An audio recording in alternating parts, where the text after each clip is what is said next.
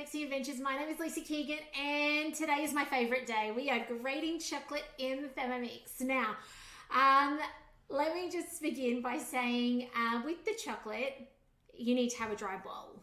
The biggest mistake that I've seen over the years is people trying to grate or melt chocolate with a wet bowl. Water and chocolate are enemies. Okay, they do not like each other. It causes the oils to release out of the chocolate. You end up with a solid and some oily mess, and it's really hard to save.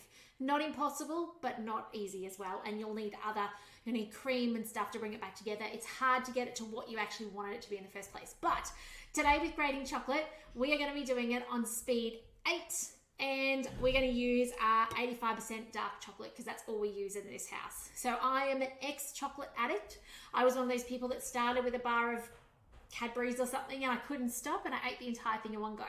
So having dark chocolate in my life has been my lifesaver because I can still have it, but you have to stop because it gives you that texture, that flavor, but you can't go too far. So I love the dark chocolate, okay? So we just buy this and then we'll turn it into things. So one of our little sweet treats at night is where hubby will use some cream cheese and whip that up. We'll grate some of this and we'll just put it through the cream cheese, okay? Sometimes a little bit of monk fruit sweetener in there if it needs it. So just things like that. And it's just the tiniest thing that just takes the edge off at night time. So chocolate, let's talk about it today. Speed 8. Now, 5 to 10 seconds. Again, depending on what texture you want, 300 grams max. This is a 100 gram thing from Lindt, but I mean, you can use anything, right?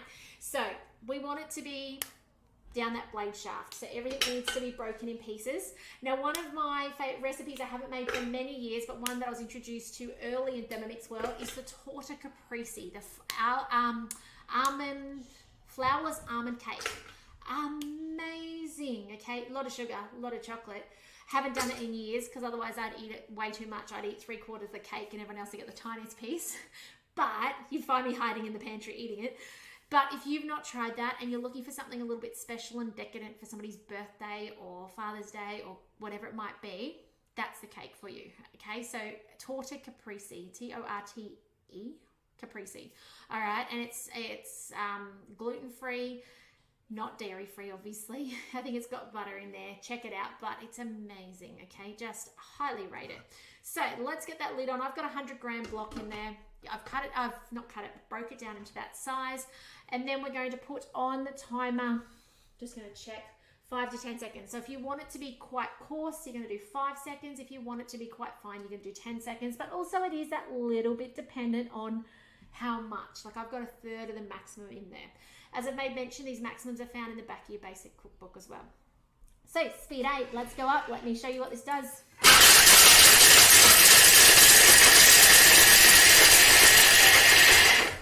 I love how easy that is. Now, if you want to melt that, 50 degrees, 3 minutes, and you've got amazing melted chocolate to do what you want with, okay? Grate it first, it makes it so much easier. It just melts beautifully and even.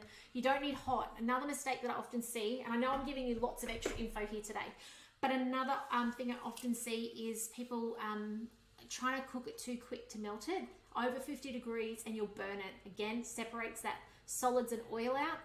You don't want to do that, okay? 50 degrees, 3 minutes, check it, it's probably done. All right, so look at that. Grated chocolate. So easy. I think I saw a chunk. You know what? If you happen to find a chunk, that's called the tester to make sure it tastes okay. So no one else doesn't like it then. Okay? So if you find chunks, they're your tester. You don't find chunks very often. It's all right. So there you go. That is grated chocolate in your Thermomix.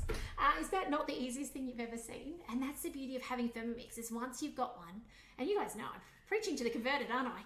But it will change what you can do and what you want to do in your kitchen because grating chocolate, no more losing fingernails or skin off your fingers using a grater. You don't need a grater when you've got a Thermomix. You can do it all in your Thermomix. Yes, the texture is different, but it's so much quicker, more efficient. And in the end, no one seems to notice the fact that it's not in long slithers like it used to be, which is pretty cool. But reach out if I can support you with anything with your Thermomix. If you have questions as you're watching this series, if you can't find the downloads, reach out, okay? That's what I'm here for, is to help you get the very most out of your Thermomix. Please do share my YouTube with your friends and family who have Thermomixes, because I want to show them that there's easier ways to do things in your kitchen. We don't use a saucepan anymore. We don't use a grater anymore. We do not own a food processor. The Thermomix does it all. It can minimize your kitchen down to a very small handful of appliances, which I love. Okay, I'm a minimalist at heart because I get so frustrated when I can't find something in my house that I know is here, but there's too much stuff, right? So I have learned over the years to get less and less and less, and that means I can find the things I need when I need them. So, grated chocolate. Now I'm going to go make something with it. Actually, I'll probably just stir it through some cream cheese. But have a fantastic one, guys. Enjoy tomorrow as well. Tomorrow we're talking flowers. We're going up to speed 9 and making flowers in our Thermomix, which means we don't need to buy the individual items. We can actually use what we've got in our pantry. Have a stocked pantry. If you haven't yet subscribed to my website, go over and do that, because you're going to get an essentials list, and that has pantry, fridge and freezer. And it means you've got a tick and flick list that you can actually check that you've got a stocked pantry, so that you can save money, and then so you can make these things without having to go, oh, I can't make that, I don't have that ingredient. You know that you'll always have it there. So all those guys, take care. I hope you're enjoying this series. I look forward to seeing you tomorrow for the very last of our chopping series. But thanks for joining me today. My name's Lisa Keegan, and I'll see you tomorrow. Bye for now.